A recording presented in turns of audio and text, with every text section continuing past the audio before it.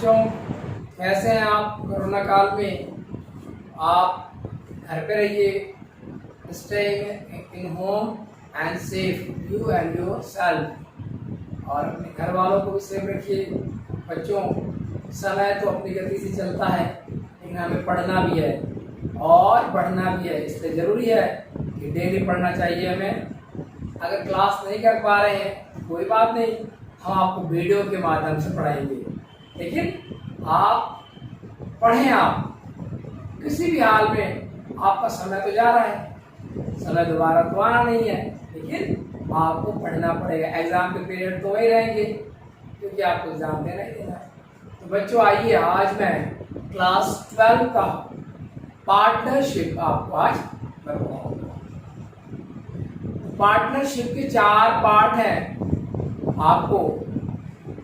एक है सामान्य परिचय पार्टनरशिप का, दूसरा है पार्टनरशिप का निर्माण कैसे होता है, पार्टनरशिप नए पार्टनर कैसे ज्वाइन किए जाते हैं ये होगा, और आखिर यदि पार्टनर दिवालिया हो जाए, पागल हो जाए या कोई ऐसा कारण आ जाए जिससे पार्टनरशिप बंद करना पड़ा हो, तो इसके बारे में हम 4 सेशनों में पहले पढ़ेंगे। तो पहले आप आइए, इंट्रोडक्शन ऑफ पार्टनरशिप के बारे में हम आपको कुछ पढ़ाते हैं।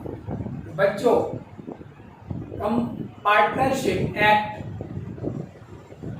1932 धारा 4 में उल्लेखित है कि 2 या 2 से अधिक व्यक्तियों के द्वारा किसी साझेदारी फर्म का स्थापना की जाती है, जिसका ध्येय होता है आपस में प्रॉफिट को बांटना। ये परिभाषा हो गई। अब आइए हम आपको पार्टनरशिप बताते हैं। 2 या 2 से अधिक, अगर बैंकिंग कंपनी है कोई, पार्टनरशिप में हम करते हैं कोई, तो उसमें अधिकतम 10 ही होने चाहिए, और अगर कोई और साझेदारी प्रथा में कर रहे हैं तो उसमें अधिकतम संख्या होती है 20 होती है।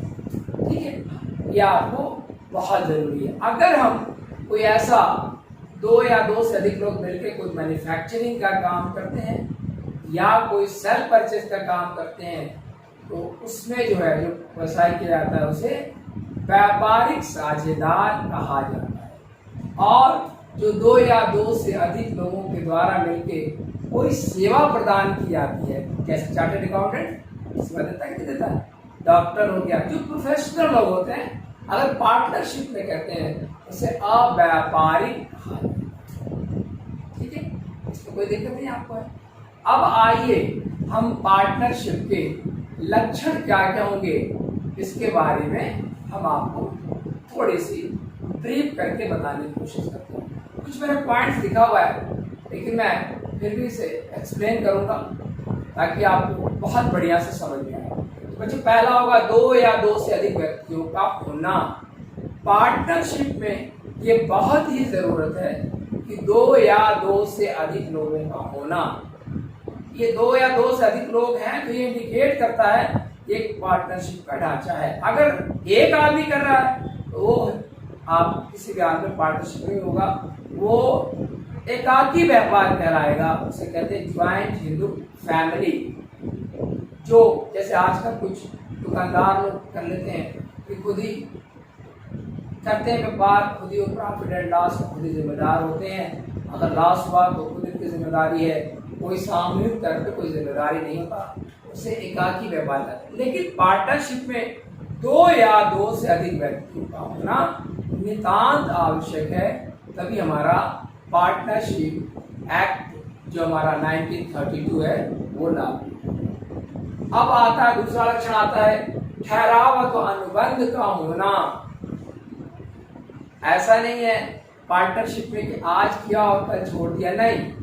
एक डीड बनता है जिसे हम सल्लेख कहते हैं, उसमें कितनी अवधि के लिए पार्टनरशिप बनेगा, कौन कौन पार्टनर होगा, उसकी पूंजी क्या होगी, कितने अंश का उसके पास व्यापार करने का अधिकार होगा, ये सारा एक डीड होता है जिसमें हम इसका उल्लेख करते हैं।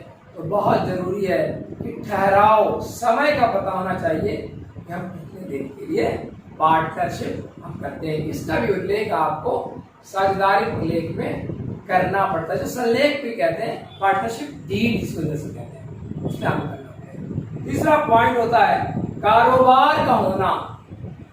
मैंने कहा था ना कि जब हम कोई कारोबार करेंगे, व्यापारिक कार्य करेंगे, कारोबार का होने का मतलब क्या है? कोई ऐसा साझेदारी हम सेटअप करना चाहते हैं जिससे हमें ज्यादा से ज्यादा प्रॉफिट मिले और हम आपस में उस प्रॉफिट को बांट लें। ठीक है, कोई साझेदारी ऐसा तो नहीं करता कि चलो लॉस हम बांटेंगे, ऐसा तो कहीं नहीं है। लॉस बांटने के लिए नहीं करते। कोई भी पार्टनरशिप हम करते हैं, इसका ध्येय होता है, इसका मोटिव होता है कि हमें we are the gaining the more and more profit, है ना, और that profit is divided in the, मतलब जितने भी पार्टनर हमारे हैं एमंग देम, सबके बीचों में अब उनके लाभ को बांटने का तरीका क्या है वो मैं डीड में दिया रहता है, उसको मैं आगे बताऊंगा। अब उसमें पूंजी में बांटना है या कोई ऐसा रेशियो डाल दिया है उसमें बांटना है या कोई और प्रॉफिट का बांटने का तरीका होगा, उसमें उसका उल्लेख होगा। ठीक है, वो मैं नेक्स्ट चैप्टर में पढ़ाऊंगा, जो कंप्लीट 1932 सेक्शन 12 से लेकर 17 के बीच में उल्लेख किया होगा। अब आइए, कारोबार का होना हो गया। कारोबार का उद्देश्य लाभ कमाना और उसे आपस में बांटना। Business, there is business, we earn the money and distribute among them. हमारा ध्येय होता है कोई भी बिजनेस करें जिसमें हमें ज्यादा से ज्यादा प्रॉफिट गेन करना और उस प्रॉफिट को जितने भी हमारे साझेदार हैं उनके बीच में उनको बांटना। भाई कोई लॉस तो बांटता नहीं, आपको भी पता है, मुझे पता है कि सभी प्रॉफिट बांटने के लिए जुड़ते हैं, ना कि लॉस डिवाइड करने के लिए। तो यहाँ कह रहा है कि कारोबार का उद्देश्य ही होता है कमाना और उसे बांटना। कारोबार का उद्देश्य क्या है?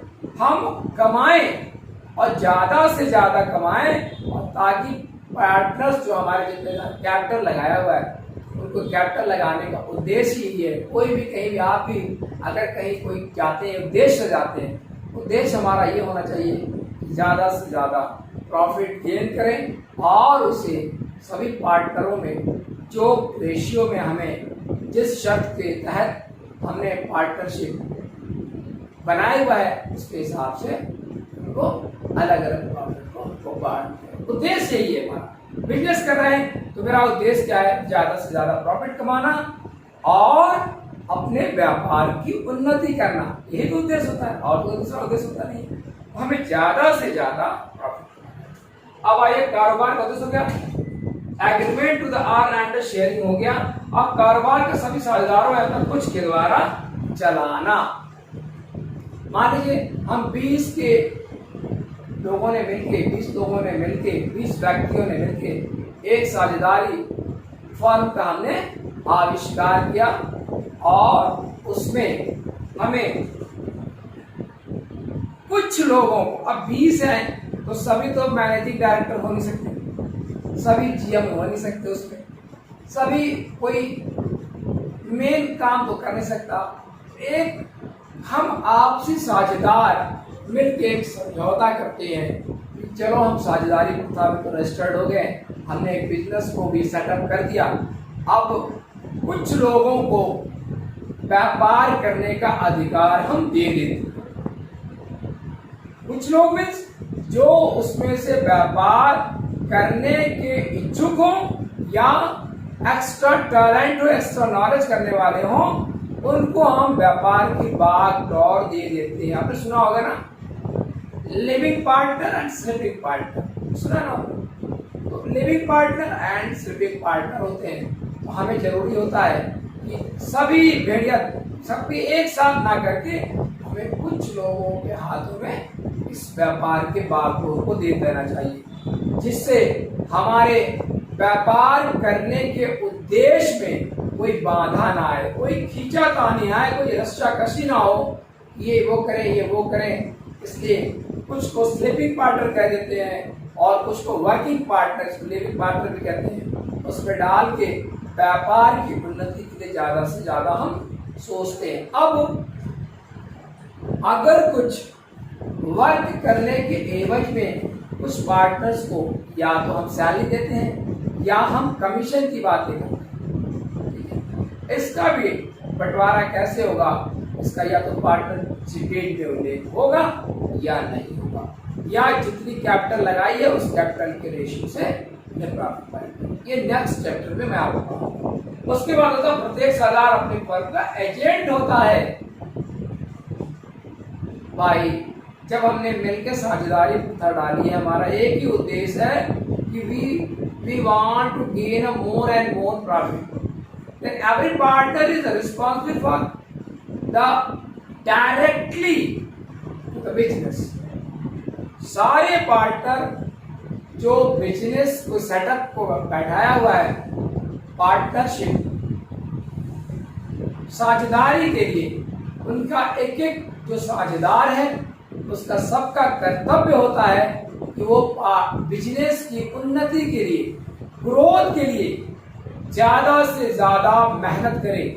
वो एक बिजनेस कहीं भी है, वो अगर वो स्लीपिंग है तो भी, वर्किंग है तो भी, आपको ज्यादा से ज्यादा उठते बैठते सोते बिजनेस के ग्रोथ के लिए काम करना चाहिए, ताकि मेरा बिजनेस जिस उद्देश्य के लिए हमने साझेदारी का आविष्कार किया है वो मेरा उद्देश्य प्राप्त हो। उद्देश्य एक ही है, लाभ कमाना और आपस में उसे बांटना। तो एक बहुत जरूरी है कि एक एजेंट, एक एक जो पार्टनर होगा एजेंट, वो एजेंट की तरह काम करता है। वो कहीं हो या जहां origin of the place business का वहां हो, या वहां से बहुत दूर हो या अब्रॉड हो, वहां भी रहे, अपने बिजनेस के बारे में उसका कैसा ग्रोथ होगा, एक एजेंट की तरह काम करता है। एक एजेंट होता है, उसको प्रमोट करता रहता है, उसको प्रगति के लिए दिन रात काम करता रहता है। वो एजेंट है, उस बिजनेस का मालिक भी है, स्वामी भी है। उसे वो हर कार्य करना चाहिए जिससे बिजनेस का ग्रोथ दिन दुगुनी चार चौगुनी बढ़ता रहे और ज्यादा से ज्यादा लाभालाभ हो, जिससे हर एक पार्टनर को उनके दिए गए पार्टनर के रेशियो के हिसाब से किताब को बांटा जाए। ये तो उद्देश्य हमने बता दिया आपको साझेदारी का, ठीक है। अब साझेदारी में कुछ ऐसी बातें होती हैं जो हम अपने दो तरह का होता है। एक तो पहले होगा कि साझेदारी एक्ट 1932 के अनुसार उसको रजिस्टर्ड करा दिया जाए, और एक होता है नॉन रजिस्टर्ड होता है, ठीक है। क्योंकि आप सब पता है कि जहां बिजनेस होता है वहां कुछ विवाद भी होता है ना। तो विवाद ना हो, क्योंकि एकाकी व्यापार तो है ही कि आपसे किसी से कहीं से भाई मत, तो ऐसा नहीं कि सबका एक मत मिलता जाए। कभी कभी होता है कि एक बिजनेस 2 साल करा, उस बिजनेस के बाद प्रोडक्शन का मन का कुछ और बिजनेस किया जाए। तो ऐसा नहीं है कि आपके अकेले सोचने से काम चल जाएगा, नहीं। सभी पार्टनर्स के इसमें ओपिनियन लेने पड़ते हैं कि आप सभी सहमति हैं, क्योंकि नया बिजनेस सेटअप करने के लिए न्यू कैपिटल की जरूरत होती है। वो कैपिटल आएगा कहाँ से? बहुत जरूरी है कि पार्टनर्स में आपसी कोऑर्डिनेशन होना चाहिए, आपसी समझौता होना चाहिए, बहुत जरूरी है। इसके लिए पार्टनरशिप डीड या तो हम रजिस्टर्ड होते हैं, जब हम पार्टनरशिप एक्ट के अंतर्गत रजिस्टर्ड होंगे, उसमें दी हुई सारी बातों का उसमें होता है, जैसे कैपिटल कितना लगेगा, लोन कितना लेंगे, कैपिटल में इंटरेस्ट कितना मिलेगा, है ना, प्रॉफिट किस रेशियो में बांटेंगे, कैपिटल में बांटेंगे या दिए हुए कुछ रेशियो में बांटेंगे, कौन कौन सा पार्टनर इसमें वर्किंग पार्टनर होगा, कौन सा स्लीपिंग पार्टनर होगा, कितने दिन के लिए व्यवसाय करेंगे, व्यवसाय में कौन सा व्यवसाय करेंगे, इसमें सबके अधिकार कर्तव्य सारे पार्टनरशिप डीड के अंदर होता है। बहुत जरूरी है कि पार्टनरशिप चलाने के लिए आपसी समझौते के साथ साथ एक जो अदर पार्टनर्स हैं उनके भी हितों का ख्याल रखा जाए, क्योंकि किसी व्यापार को चलाने के लिए आपको भी पता है और मुझे भी पता है पूंजी की आवश्यकता होती है। अब पूंजी कहाँ से आएगा? जो साझेदार है उसमें पार्टनरशिप है वही देगा। तो बहुत जरूरी है कि सारे पार्टनर्स के ओपिनियन अगर 20 है तो एक आध दो के मतभेद हो सकते हैं, बाकी 17 के नहीं हो सकते, 18 के नहीं हो सकते। अगर किसी व्यवसाय को बहुत लॉन्ग टाइम चलाना है तो सबसे कोऑर्डिनेशन बना के ही बिजनेस करेंगे। इसके लिए बहुत जरूरी है कि हम या तो हम पार्टनरशिप डील बना लें, क्योंकि इतना तो पता है कभी भी करेंगे आपको पार्टनर के डिसोल्यूशन के टाइम हो सकता है कि लाइफ का कोई वैल्यू तो है नहीं, कब आपको 65 शॉट देता है, कोई 60 शॉट देता है, उसके बाद उसकी फैमिली वाले उस बिजनेस को चलाएं या ना चलाएं, कभी न कभी आके कोई न कोई विवाद आता है, क्योंकि पैसा है, जहाँ पैसा है वहाँ विवाद आना है। पार्टनर्स ने अपने कैपिटल लगाए हुए हैं, उस विवाद को या तो आपसी समझौते से सुलझा लीजिए, ठीक है, या फिर इसे कोर्ट ही सुलझाएगा। जहाँ इसके लिए बहुत जरूरी है कि एक तो किसी भी संस्था को चलाने के लिए या किसी बिजनेस को चलाने के लिए एक डीड का होना, अनुबंध का होना। अगर अनुबंध है तो मेरा बिजनेस फ्लुएंटली चलेगा, उसमें कभी कोई विवाद नहीं होगा, क्योंकि टाइम टू टाइम सबके अधिकार कर्तव्य उसमें मेंशन होते हैं, ठीक है। अब मैं नेक्स्ट चैप्टर में आपको साझेदारी खातों के बारे में इंट्रोडक्शन मैंने प्राइमरी दिया हुआ है। इसके बाद मैं साझेदारी सल्लेख पढ़ाऊंगा और साथ ही साथ बताऊंगा सल्लेख अगर है और सल्लेख के अभाव में डीड, इसे कहते हैं पार्टनरशिप डीड। अगर पार्टनरशिप डीड है और पार्टनरशिप डीड नहीं है तो ये मैं आपको नेक्स्ट बताऊंगा। बच्चों आप पढ़िए, घर में पढ़िए, सेफ रहिए, और अगर कभी आपको किसी प्रॉब्लम की जरूरत होती है आप कमेंट करिए या अपने विद्यालय में अपने जो कॉमर्स के टीचर उनसे मिलिए और अपने सारे प्रॉब्लम्स का सॉल्यूशन निकालिए। बच्चों आज मैंने आपको पार्टनरशिप का इंट्रोडक्शन करा आपको। अब इसके बाद कुछ कैलकुलेशंस मैं बताऊंगा कि कैसे कैसे होगा। बाय।